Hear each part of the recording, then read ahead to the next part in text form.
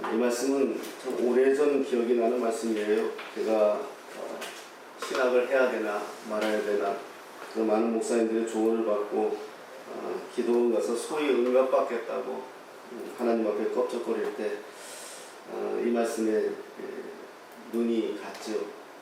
그래서 말씀을 의지하면서 나아갔던 기억이 있습니다.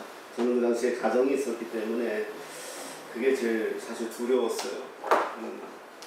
그래서 가정을 어떻게 내가 신학을 하게 되면 모든 것을 다 스탑을 해야 되는데 어찌 해야 될까? 그럴 때 주신 말씀이 두려워하지 말라. 내가 너와 함께하여 너를 구원하리라. 이 말씀이었던 것 같습니다. 너는 아이라 말하지 말고 부름받은 예레미야에게 하나님이 주시는 말씀입니다. 여호와께서 내게 이르시되 너는 아이라 말하지 말고. 이 세상을 포스트 모더니즘이라고 합니다. 이전 한 걸음 더 나아가서 네오, 즉 신 포스트 모더니즘이라고 하죠. 포스트 모더니즘이 주장하는 게 뭡니까? 사람 중심입니다. 하지만 이게 우리 그리스도인들과 기독교 세계관과 대치되는 것인데 결국 포스트 모더니즘은 뭐냐? 인간이 인간의 능력으로 감당할 수 있다라는 것을 주장하는 거고, 그래서 어떻게 보면 스스로 신이 되는 그것이 이 세상의 문화죠. 여러분 설국열차라는 영화 보셨습니까? 저는 그 몇 번을 봤어요. 몇 번을 보고 그랬는데 그 영화를 보면 세상이 완전히 파괴되었죠. 다 이 얼음이 지고 추워서 다 파괴가 됐는데 오직 그 열차에 타는 사람들만 살 수 있는 배경을 가지고 있는 영화입니다. 그런데 그 내용을 보면 맨 뒷칸에 있는 사람들이 반란을 일으켜서 맨 앞칸으로 나아가려 하죠. 그래서 그 안에는 끝없이 바깥에는 다 온통 얼어 있는데 그 열차 안에서는 끝없이 투쟁을 하죠. 그래서 자꾸 앞으로 나가려고 하고 앞에 있는 사람들은 방어하려고 하고 그런 내용들이 나오는 영화입니다. 왜 그렇습니까? 그 사람들은 앞으로 나가야 사람 대접을 더 받을 수 있고 더 누리고 살 수 있다는 논리죠. 그리고 마지막에는 오히려 역설이죠. 영화가 어떤 내용입니까? 열차 밖으로 나가야 산다는 설명을 가지고 있습니다. 전형적인 계몽주의죠. 이 논리는 뭐냐?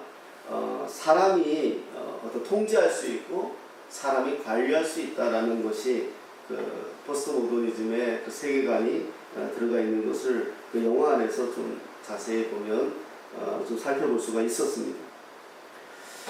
그런데 우리 그리스도교와 이거 대치되는 게 뭡니까? 우리는 한마디로 쉽게 얘기하면 하나님 앞에 무능하다는 겁니다. 우리는 무능한 자라는 것을 고백하는 사람들이고 세상 문화는 우리 똑똑한 사람들이다라는 것을 우리가 뭐든지 할 수 있다, 하면 할 된다, 할 수 있다 이렇게 주장하는 사람들이죠.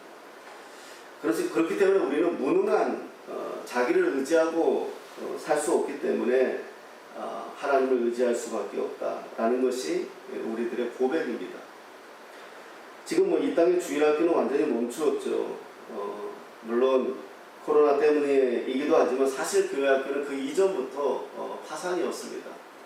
제가 처음 전도사 사역을 하고 할 때 그때 우리가 우리가 그거 가지고 와서 주일학교 그때 100명, 200명 막 그렇게 했던 기억이 나는데 지금 거의 없죠.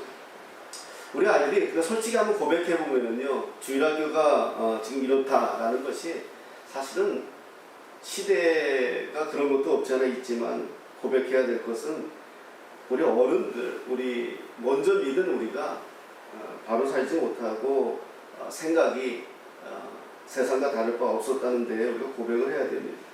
우리 아이들이 어려서부터 듣고 자라는 내용이 뭡니까? 소리가 좋은 대학교 가야 된다는 것입니다. 그래야 사람 대접 받을 수 있고 사람처럼 살 수 있다는 겁니다. 완전 설국열차죠. 그래야 잘 산다는 겁니다. 그래야 학연이 되고 그래야 성공할 수 있다. 그래서 우리가 성교에 보면 두 가지 관점이 있습니다. 하나는 성공해서 모세같이 요셉같이 세상을 리더해가며 세상을 그리스도로 바꿔야 된다 이렇게 주장하는 사람들이 있고요. 또 작은 것을 가지고 이야기하는 사람들은 우리 삶에서 주어진 자리에서 충실하게 사는 것이 하나님이 우리에게 준 사명이다. 이렇게 두 가지의 큰 대지가 있는데 어찌되었건 간에 그럼에도 불구하고 우리 교회들이 주장한 내용이 무엇이었습니까? 우리 아이들이 리더가 돼야 된다. 그래서 세상에 성공해야 된다. 이런 내용들을 우리가 가르쳤던 것이 사실입니다. 우리나라에 3대 종교가 있죠. 소위 말하면 요즘은 군대 가면은 전에는 기독교, 불교, 천주교 밖에 없었는데 지금 원불교도 예배를 드리고요. 이렇게 드립니다. 근데 그럼에도 불구하고 소위 3대 종교 그러면 우리나라에서는 기독교, 불교, 천주교 이렇게 이야기합니다. 그런데 하나 더 있죠. 대학교입니다.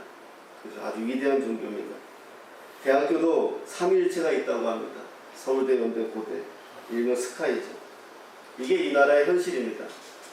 그렇다면 그렇게 열심히 공부하고 애쓴 이 나라가 행복하느냐? 그렇지도 않습니다. 우리나라의 매년 군대에서 150명 이상이 자살한다는 기록이 있습니다. 그리고 학생들의 성적 때문에 비관해서 매일 죽어나가는 나라가 이 나라입니다. 이런 시대에 우리가 살고 있습니다. 자, 오늘 이런 내용을 이야기하는 이유가 오늘 주님이 예레미야에게 하신 말씀이 무엇입니까? 5절에 보니까 내가 너를 모태에 짓기 전에 너를 알았고 네가 배에서 나오기 전에 너를 성별했다. 이렇게 성경은 말씀합니다. 여러분 이걸 우리가 알아야 합니다.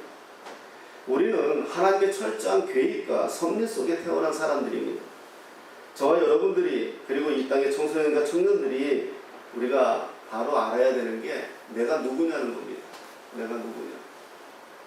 요즘 우리 청소년들이 이런 고민을 하고 사는지 모르겠습니다. 그들을 절대 무시하는 것은 아닙니다. 내가 누구냐? 내가 누구냐라는 사실을 정확하게 그리스도인으로서 하나님을 경험하고 영접한 자들로서 알아지면 우리가 청춘에 흔들리지 않죠. 삶에 흔들리지 않습니다. 바람에 흔들리는 겨와 같은 인생을 살 수가 없는 것입니다. 이것이 가르쳐주는 내용이 바로 내가 너를 모태에 짓기 전에 너를 알았고 네가 배에서 나오기 전에 너를 성별했다. 바로 이 말씀입니다. 세상은 우리를 어떻게 보면 자꾸 죽이려고 합니다. 저 같은 경우도 부모님이 일찍 돌아가셔가지고 파란만장한 제 인생을 살았는데 거기서 굉장히 은혜를 받은 적이 있습니다. 어떤 내용이냐면 전에도 한번 말씀드렸죠. 모세가 태어날 때에도 사단은 바로라는 존재를 통해서 모세를 죽이려고 했습니다. 나일강에 갖다 버리라고 했죠. 어린아이들은. 또 예수님이 태어날 때도 헤롯은 똑같이 지시를 했습니다. 어린아이들은 다 죽이라고 했습니다. 그러나 조금 그것을 내용을 들여다보면 헤롯과 바로가 아니라 이들은 하나님이 내버린 자들이고 그 뒤에서 숨어서 일하는 사단이 하나님의 사람들이 태어나서 자라기도 전에 그들을 죽여버리려고 하는 그들의 계획이 있다는 것을 알게 되었습니다. 지금도 사단은 만약에 이 두 가지 방법이 실패하지 않았습니까? 이대로 하지 않을 겁니다. 이제는 어떤 방법을 통해서 할까요? 문화를 통해서 하고 있지 않습니까? 온통 그 게임의 80%가 사람 죽이는 내용이고요. 영화의 80%가 조폭 내용입니다. 조폭이 멋있어 보이고 사람을 죽이면 멋있어 보이고 이런 내용들이 온통 판을 치고 있죠. 그러면서 계속해서 우리에게 주장하는 게 무엇입니까? 우리 아이들에게 계속해서 너는 아무것도 할 수 없다는 겁니다. 너는 어리버리하고 너는 쪼다같고 너는 그렇다는 겁니다. 그래서 우리 아이들이 자존감 살리기 전에 이미 자존심이 무너지고 자존감이 무너지고 남아있는 거는 조금씩만 남아있고 그러니 싸우려고 덤벼들고 용서하지 못하고 이해하지 못하고 함께하지 못하는 그런 거예요. 전에 성미동 교회 장로님이 모 방송대 모 대학의 총장님이신데 그분이 그런 말을 하셨습니다. 요즘 대학에서 뭘 볼 수 있느냐? 소통이 안 된답니다. 우리 때는 그래도 대학 가면 MT가 있었고 동아리가 있었고 뭐 이런 것들이 있었지 않습니까? 그래서 함께하는 것을 배웠는데 요즘 애들은 대학에 입학하자마자 MT를 가도 딱 리시버 귀에다 꽂고 아이패드를 보든지 휴대폰을 본다는 겁니다. MT를 와서. 멤버스 트레이닝 아닙니까? 함께하는 것을 하기 위해서 왔는데 딱 건들지 마라 이겁니다. 그게 이 시대의 현실이다라고 이야기하면서 정말 어려운 시대에 우리가 살아가고 있습니다, 목사님 하는 소리를 들었던 것 같습니다. 그런데 이 아이들에게 우리가 심어줘야 되고 이 아이들에게 소망을 넣어줘야 될 것은 사람들 눈에는 내가 별거 아닌 것 같아도 하나님은 우리를 예수 그리스도를 통하여 우리를 바라볼 때 가장 소중한 존재로 본다는 사실을 우리가 아이들에게 또 우리 다음 세대에게 또 우리 자신에게 말해야 되겠다.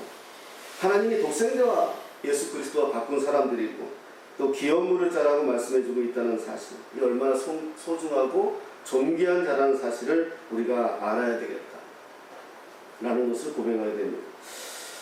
또 오늘 5절에 보면 이렇게 말씀합니다. 여호와의 말씀이 내게 임하니라 이르시되 내가 너를 모태에 짓기 전에 너를 알았고 네가 배에서 나오기 전에 너를 성불하였고 너를 여러 나라의 선지자로 세웠노라. 이렇게 말씀합니다. 여러 나라의 선지자로 세웠노라.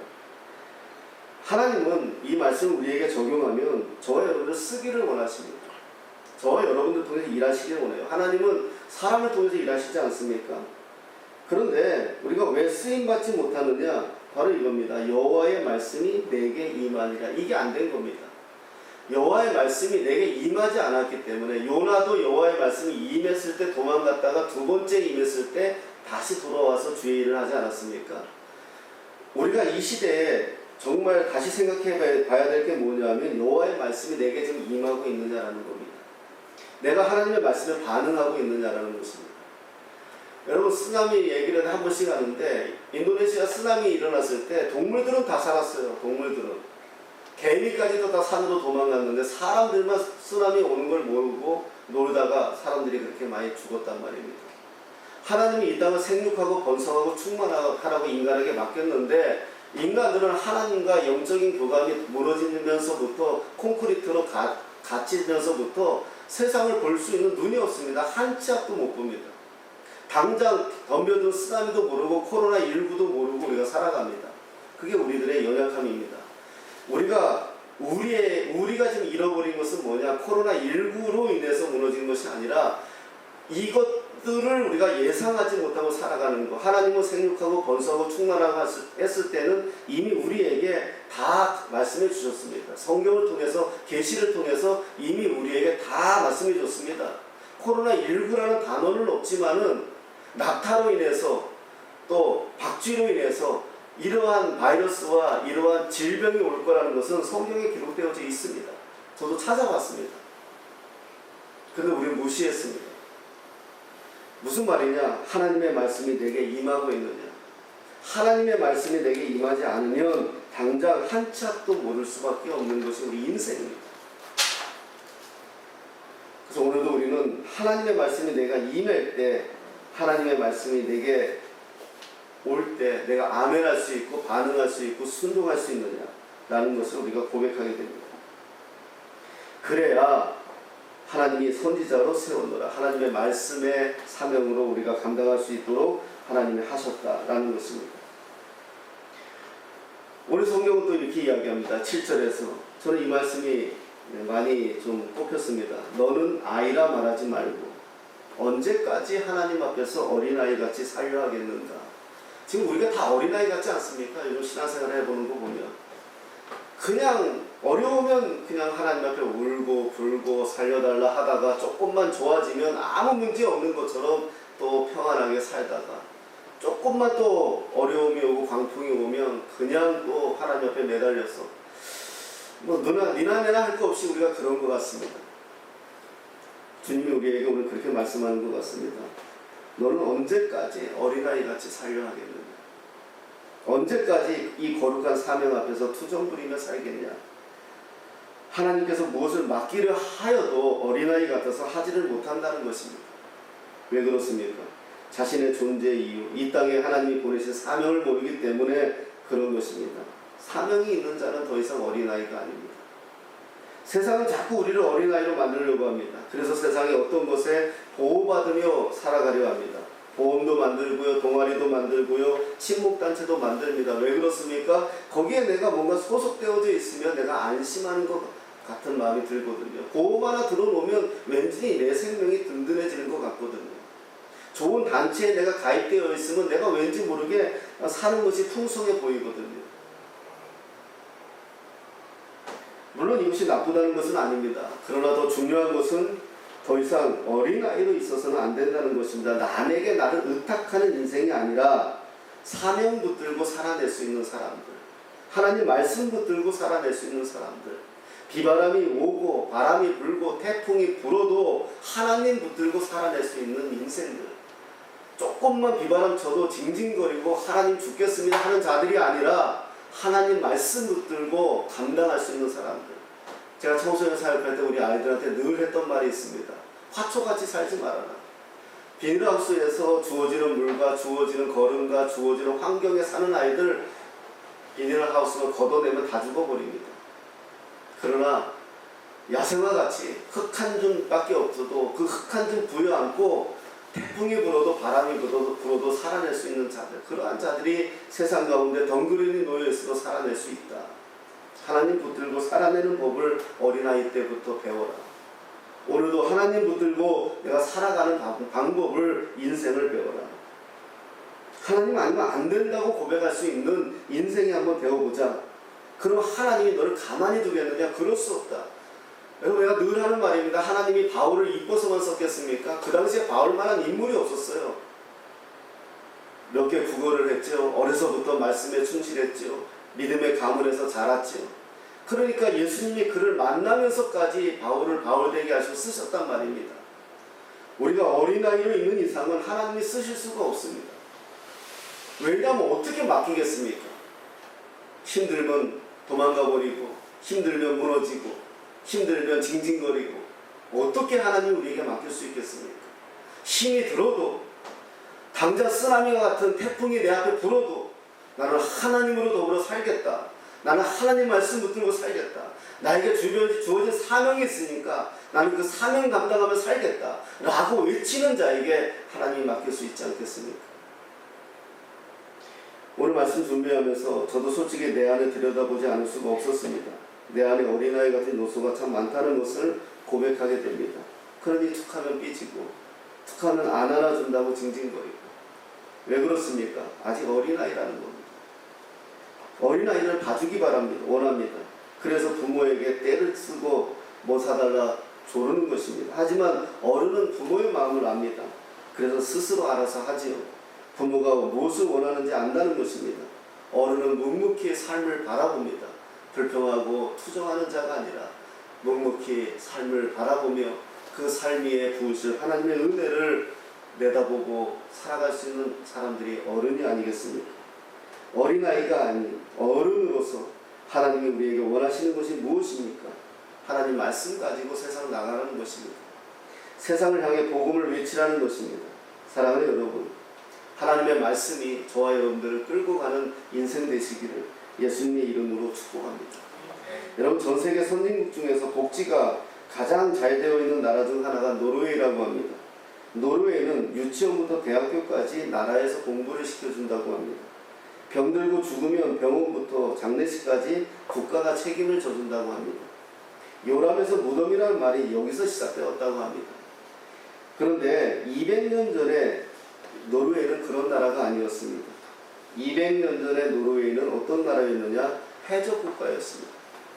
해적들이 판을 치고 해적들이 살아가는 나라가 노르웨이였습니다. 국가 문맹률이 90%였다고 합니다. 10명 중 한 사람이 글을 몰랐다는 거죠. 200년 전에. 그런데 그 시절에 하나님은 한 사람을 불러냅니다. 그는 농부였고 청년이었습니다. 그도 글을 몰랐습니다. 하오게라는 청년이라고 합니다. 어떤 사람이 그에게 성경을 선물했습니다. 그러면서 이렇게 말했다고 합니다. 성경 안에 너의 삶의 목적이 있고 꿈이 있다는 것입니다. 그런데 문제는 자기는 글을 몰랐다는 것입니다. 그런데 성경 안에 목적이 있고 꿈이 있다는 소리에 그 목적과 꿈을 알기 위해서 성경을 읽기 위해서 글을 배웠다고 합니다. 그리고 그는 성경을 읽기 시작했습니다. 그런데 거기서 신세계를 발견합니다. 거기서 하나님을 만납니다. 소망을 발견하고 자기 인생의 꿈과 자기 인생의 목적을 발견합니다. 그는 이 기쁨을 혼자만 알고 있을 수가 없다라고 생각을 하고, 그래서 그는 나가서 복음을 전하기 시작했습니다. 열심히 농사짓고 돈 생기면 사람들에게 성경을 선물하기 시작했습니다. 그리고 시간 나면 나가서 복음을 전했습니다. 사람들이 그 주위로 몰려오기 시작했습니다. 그는 신학교도 나오지 못했지만 그의 설교는 능력이 있었고 꿈이 있었습니다. 사람들은 그를 통해 꿈을 꾸었습니다. 그는 용기를 내어 전국으로 돌며 복음을 전파했습니다. 그런데 그 당시에 그 나라는 주거 제한이 있었습니다. 함부로 말하지 못하게 했고 이동하지 못하게 했습니다. 그는 주거 제한에 걸렸고 결국 그곳으로 감옥까지 갔습니다. 그 당시에는 성직자가 아니면 복음을 전할 수가 없었습니다. 그러나 그는 감옥에서 글을 쓰기 시작했고 감옥에서 복음을 전하기 시작했습니다. 그때 쓴 책이 성경적인 자녀 교육, 성경적인 정치 이런 글들이었습니다. 그 당시에 노르웨이 인구가 80만 명인데 그의 책을 20만 명이 읽었다고 기록하고 있습니다. 그러나 그는 감옥에서 결국은 죽었습니다. 그러나 그가 전한 복음은 노르웨이에서 살아남았습니다. 그리고 사람들을 하나님 앞에 달려나오게 했습니다. 그래서 노르웨이 사람들은 성경을 가지고 학교를 세우고 성경을 가지고 병원을 세우고 성경을 가지고 국회의사당을 세우고 성경을 가지고 정치를 했습니다. 하나님의 백성들이 성경대로 정치를 하니까 정당 중심이 아니고 사람 중심의 나라가 되더라는 것입니다. 그래서 지금 노르웨이의 그 국가 정치의 모델이 성경적인 정치이며 성경에 기반을 두었다라고 전문가들은 말합니다. 하옥에는 감옥에서 죽었지만 그가 뿌린 하나님의 말씀은 노르웨이 젊은이들의 가슴을 뜨겁게 했고 가슴에서 살아나게 했고 노르웨이의 역사가 변하는 역사가 일어났다는 것입니다. 우리 그리스도 안에서 자라나는 이 땅에 하나님의 자녀들이 이 역할을 해야 하지 않을까요? 그래서 공부해야 되고 그래서 준비해야 되고 그래서 바뀌어야 된다고 생각합니다. 요즘 저는 감히 정치를 잘 모르지만 TV를 보면서 패널들에 나와서 하는 얘기를 보면서 결론 내린 내 자신은 뭐냐? 글렀다입니다. 대한민국 바뀌지 않겠다라는 것입니다. 이 상태로는 안 되겠다라는 것입니다. 결국 믿을 수 있는 것은 하나님이고 우리 다음 세대라는 것입니다. 우리 기성세대는 회개해야 됩니다. 정말 가슴 치며 회개해야 됩니다. 우리의 삶의 목적이 뭐였고 삶의 가치가 뭐였는지 정말 울며 회개해야 됩니다. 지금 온통 매스컴에서 나오는 게 사람은 없습니다. 네 잘못 내 잘못만 있고 네 탓만 내 탓만 있습니다. 함께 해보자는 소리가 없습니다. 이런 내용들을 보면서 오늘 본문을 보다가 성경을 읽다가 우리 이 말씀에서 다시 옛 생각이 나고 이 말씀에서 다시 한번 생각하면서 이 나라를 위하여 기도하게 되었습니다. 사랑하는 여러분, 요즘 교회에서 가장 많이 사용하는 말이 뭔지 아십니까? 상처입니다. 늘 상처 타령입니다. 하지만 하나님의 사명에 비하면 상처는 아무것도 아닙니다. 제가 우스갯소리를 하죠. 한강에 돌 하나 던졌다고 한강이 멈추지 않습니다. 지나가는 열차에 욕을 퍼붓는다고 그 열차가 스톱하지 않습니다. 왜 그렇습니까? 이들은 가야 할 길이 있기 때문에 누가 욕을 하던 돌을 던지던 묵묵히 그 길을 따라 가는 것입니다. 그게 사명입니다. 그게 우리에게 주어진 사명입니다. 오히려 도도하게 흘러갑니다. 모든 것을 포용합니다. 상처를 초월하는 것입니다. 예레미야 선지자는 아무도 그를 알아주지 않았습니다. 예레미야 선지자가 이 사명 붙들고 세상 나갔지만 결국 그에게 돌아오는 것은 모욕과 질식뿐이었습니다.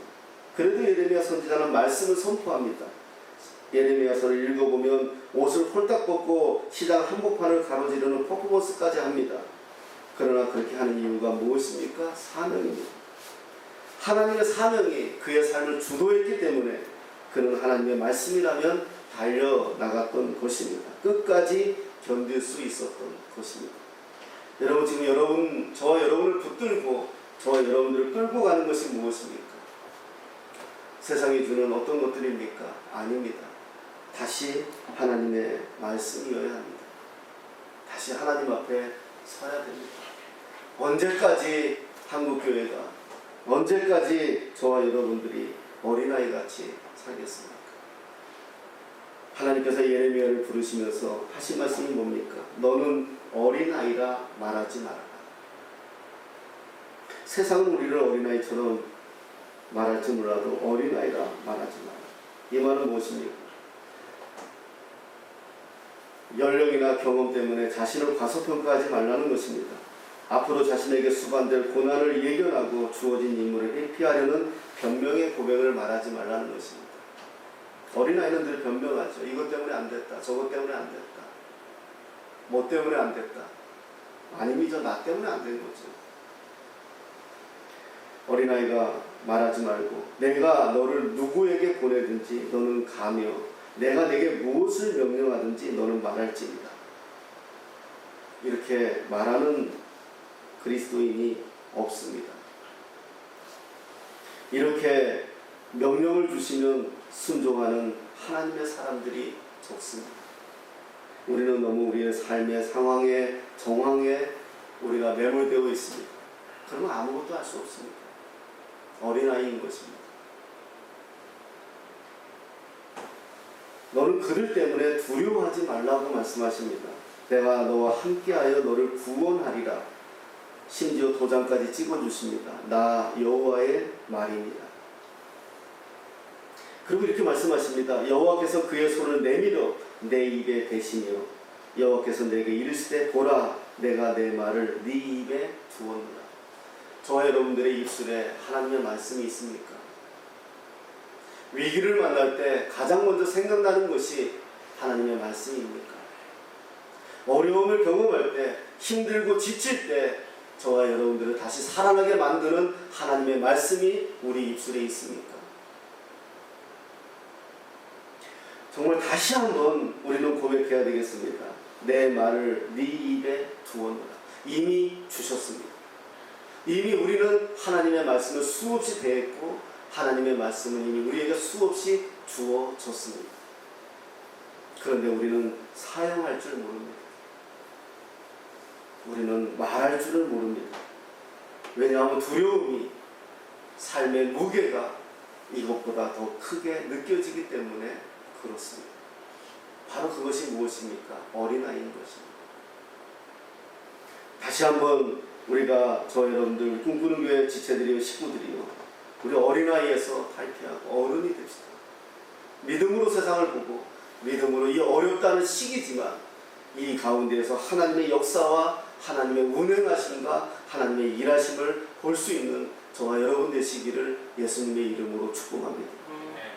코로나가 아니라 태풍이 아니라 홍수가 아니라 이것은 나의 목숨은 빼앗아갈 수 있을지 몰라도 나의 영은 빼앗아갈 수가 없습니다.